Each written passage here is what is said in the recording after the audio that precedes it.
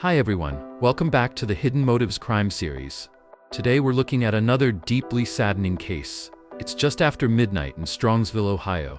The streets are quiet, stores are closed, traffic lights change for no one. Nothing about the road feels dangerous, no sharp turns, no warning signs, nothing hinting at what's about to happen. And then in an instant, it does. A sports car tears through the darkness, moving far too fast. It heads toward a bend where most drivers would slow down, but not this car. It keeps accelerating. No brakes, no sudden swerves, no sign the driver even tries to stop. The car crashes straight into a brick building. By the time it's over, 2 teenagers are dead. A third is badly injured but survives. That survivor is the driver.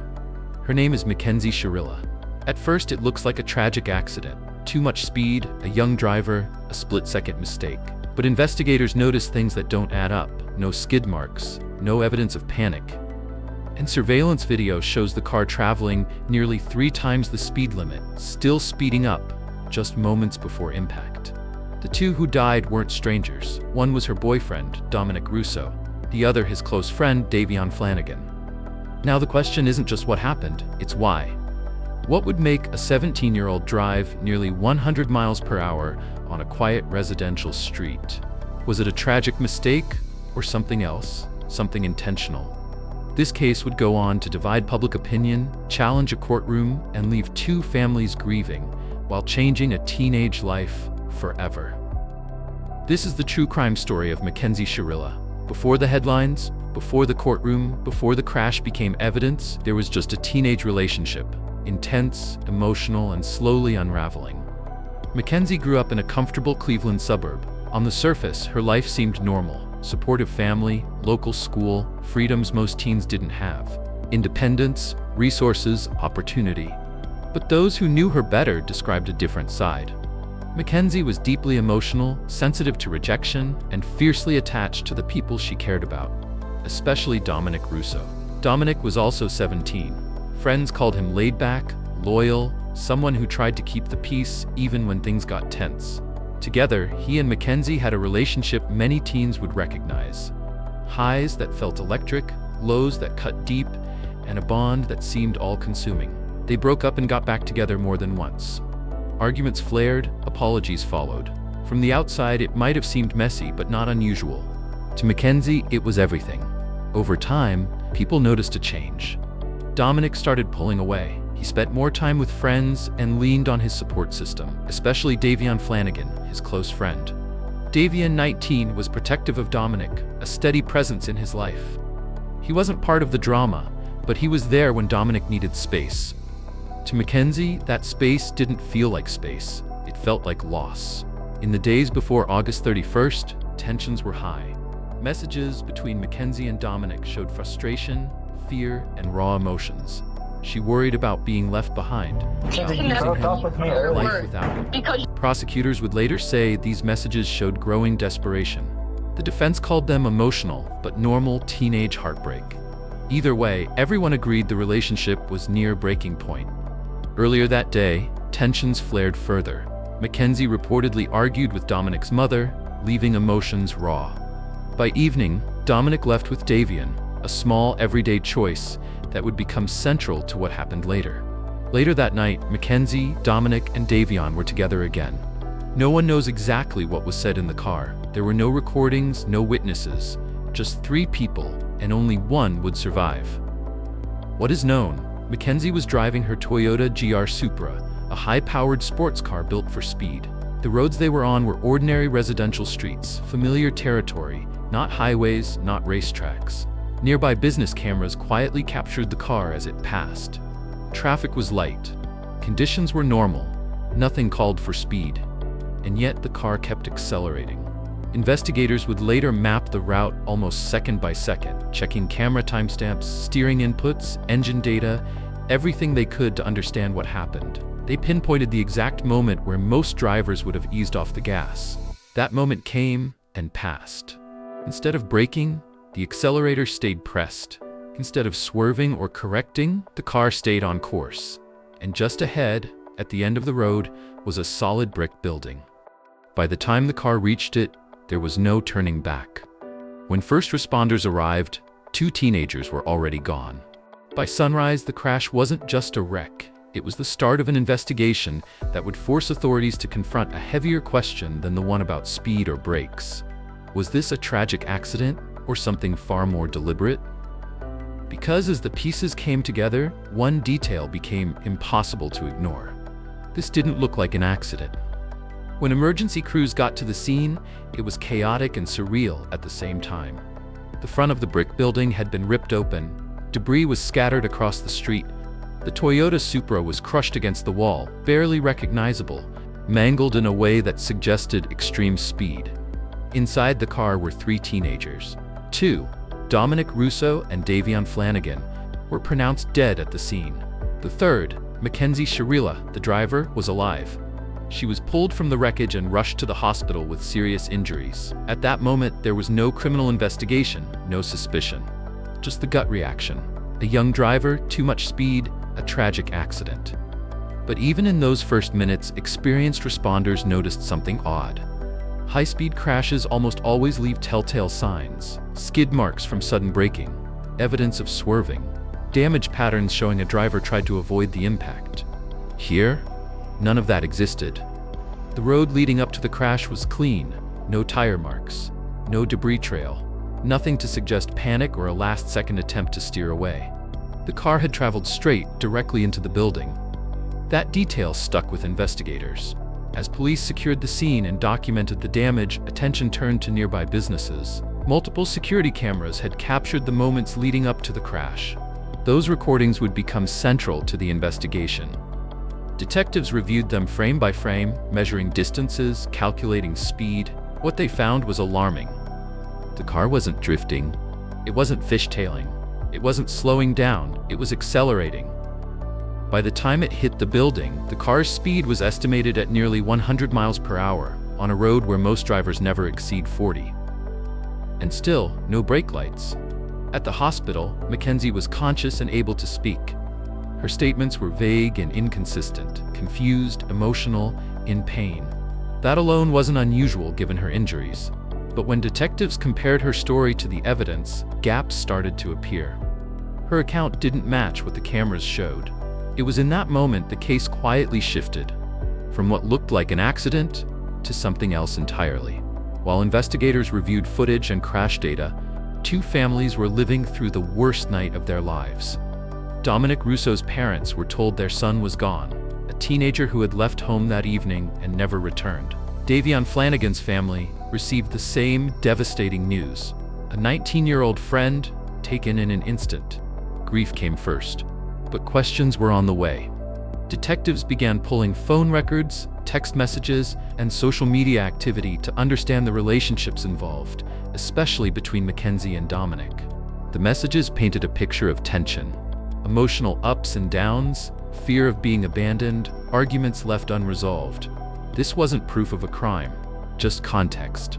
But combined with the crash evidence, it mattered. Now investigators weren't just asking how the crash happened, they were asking why. Crash reconstruction experts analyzed the car and the scene. Their conclusions were clear. This wasn't a loss of control. This wasn't an overcorrection. It was sustained acceleration into a fixed object. One expert later told the court it was unlike typical accidental crashes he had seen. With that opinion on record, the trajectory of the case changed. By the end of the week, what had looked like a tragic accident had become something much heavier. A case built on seconds of video, on data from a car's systems, on messages sent in moments of raw emotion. 2 young men were dead, and the driver, their friend, their girlfriend, was now at the center of a homicide investigation. From here, the focus narrowed, from the crash to the person behind the wheel. As investigators shifted from the wreck to the people involved, one relationship stood out: Mackenzie Shirilla and Dominic Russo. To understand what happened that night, detectives knew they had to look at what had been happening between them long before the car even started moving. What they found wasn't a single fight or a dramatic argument, it was a pattern. Text messages recovered from Mackenzie's phone painted a picture of a relationship full of intensity and emotion. There were messages showing deep attachment, messages revealing fear of being left behind, messages hinting that Dominic was trying to create some distance, while Mackenzie struggled to accept it. Prosecutors later argued that Mackenzie's sense of self had become tied to the relationship. Any sign of separation felt catastrophic. The defense said the messages reflected normal teenage insecurity, raw, painful, but not criminal. The same evidence, seen two ways, and ultimately, the court would have to decide which interpretation mattered most. Investigators looked closely at the hours leading up to the crash. Earlier that day, tensions had risen. Mackenzie reportedly argued with Dominic's mother, leaving emotions raw and unresolved. Later, Dominic left with his friend Davion. Prosecutors later said that moment mattered. It represented rejection, something Mackenzie struggled to process. By the time all three were in the car later that night, emotions had already reached a breaking point. No one knows exactly what was said inside the vehicle. There were no recordings, no witnesses. Only 3 people were there, and only 1 survived. But investigators believed the context was already set. The car itself became central to the case. The Toyota GR Supra wasn't just any car. It was fast, responsive, capable of extreme acceleration in seconds. Crash data showed something striking: sustained throttle input. Not a spike, not a slip, continuous acceleration. Experts explained that maintaining that speed, especially approaching a curve, required steady pressure on the pedal. To prosecutors, that suggested choice. Another detail stood out. Drivers in panic almost always react, even poorly. They brake, they swerve, they overcorrect. Here, none of that happened. The steering stayed steady, the throttle stayed engaged, the car stayed on its path. To detectives, this didn't look like fear. It looked like resolve. With video, crash reconstruction, and the context of the relationship, prosecutors made a controversial decision. Mackenzie Shirilla would be charged as an adult. She faced multiple counts of murder, along with vehicular homicide and assault. The announcement shocked the community. She was 17, she had no prior criminal record, and she had survived the crash that killed 2 others. To some, the charges seemed impossible. To others, unavoidable. News spread fast. Opinions hardened even faster. Some saw Mackenzie as a teenager overwhelmed by trauma and emotional immaturity, a tragic mistake. Others saw a darker story. A young person acting out of desperation and control, with consequences that could never be undone. Social media debates erupted, comment sections filled with arguments, but none of it mattered in court. Only evidence did. By the time the trial began, the story was no longer just about speed. It was about intent, whether a moment of emotional intensity crossed into something deliberate, whether silence in a speeding car could speak louder than words. Those questions would now be tested, under oath, under scrutiny, under the weight of 2 lives lost. Because from here, the story moves where it always does in cases like this, into the courtroom. By the time the trial began, the courtroom was heavy with expectation. 2 young men were dead. 1 young woman sat at the defense table, and every detail of a few seconds on the road would now be examined, frame by frame. This was not a jury trial. Mackenzie Shirilla chose to be tried by a judge, a decision that changed the tone of the case. There would be no peers deciding her fate, just evidence, expert testimony, and legal arguments. The question before the court was simple in words, but enormous in consequence. Did Mackenzie Shirilla intentionally drive her car into that building? Prosecutors started by laying out the timeline. They walked the court through the final hours of August 31st, the argument earlier that day, the emotional tension, and the choice for all 3 to get into the car that night. Then they focused on the crash. Surveillance footage was shown, again and again. The car entering the frame, its speed, the absence of braking, the straight path into the wall. Prosecutors highlighted what didn't happen. No hesitation, no attempt to slow down, no last-second correction. Their argument, this wasn't recklessness spiraling out of control. It was a decision carried through to the end. Crash reconstruction specialists took the stand. They explained how speed was calculated using camera timestamps, how steering angles and throttle input were analyzed, and how the physical evidence at the scene matched the car's data. One point came up repeatedly: sustained acceleration requires sustained input. This wasn't a momentary mistake. It was maintained over distance and time. To the prosecution, that was enough to suggest intent. Sometimes actions speak louder than words. The defense didn't dispute the tragedy. They acknowledged the loss, the pain, the irreversible consequences. But they rejected the idea that Mackenzie had intended to kill. Their argument focused on her age, her emotional state, and her inexperience. She was a teenager overwhelmed by stress, panic, and intense emotion. Someone who made a catastrophic mistake, not a calculated choice. They said trauma can freeze people. Panic doesn't always look the way we expect. And just because she didn't hit the brakes, it didn't automatically mean intent. They urged the court to consider context, not just numbers.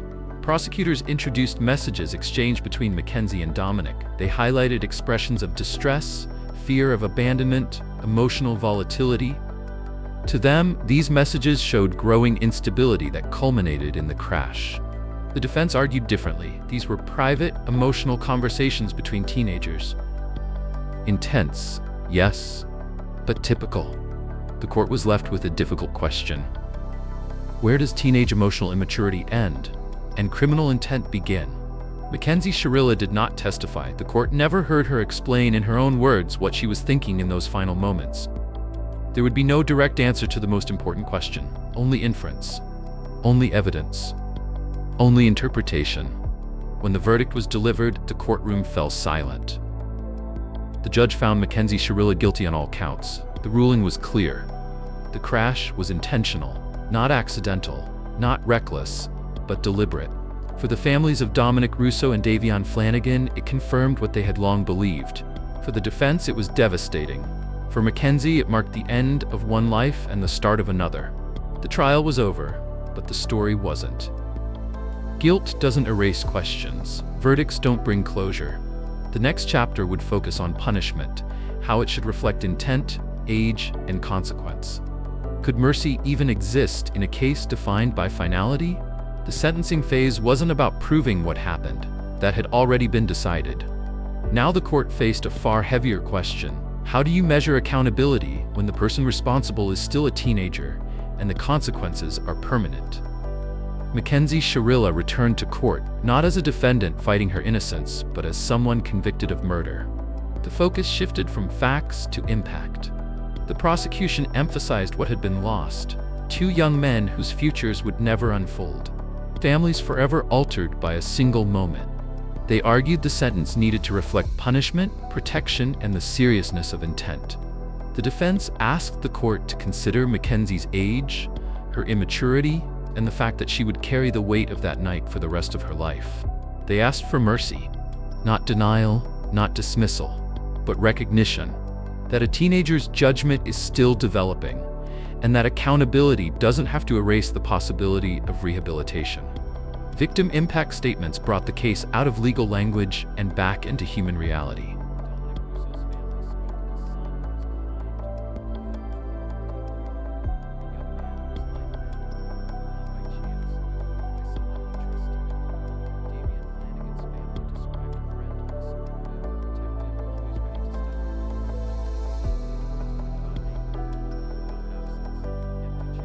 Unanswered texts, futures that ended without warning. The judge delivered the ruling with careful deliberation. Mackenzie Shirilla was sentenced to a lengthy prison term, long enough to keep her incarcerated well into adulthood, with the possibility of parole only after many years. The decision reflected the court's conclusion. The act was intentional, but her age was also a factor. It wasn't the maximum sentence, it wasn't lenient, it was final. When the courtroom emptied, there was no sense of closure. For Dominic and Davion's families, justice didn't mean relief. It meant learning to live with grief that has no timeline. For Mackenzie's family, it meant losing a daughter to a system they would now navigate for decades. For the community, it left a quiet unease, because this wasn't a story about strangers. It was about teenagers, about relationships, about emotions that spiraled out of control. Even with a verdict and a sentence, the case leaves questions that have no easy answers. What was she thinking in those final seconds? Did she fully grasp the permanence of her actions? Was it emotional collapse or a conscious decision driven by fear of loss? And perhaps the hardest question of all, how many warning signs go unnoticed in intense young relationships until something irreversible happens? This case isn't easy to sit with. It doesn't offer simple villains or tidy lessons. It forces us to confront how emotional immaturity, attachment, and access to power can collide with devastating consequences. 2 young lives ended on a quiet Ohio street. 1 young life will carry the consequences forever. And a community was left to face the truth. Tragedy doesn't always announce itself loudly. Sometimes it arrives quietly and at full speed. This was the case of Mackenzie Shirilla. If you found this story meaningful, join our community by subscribing and turning on notifications. Every subscriber helps us continue sharing stories that matter.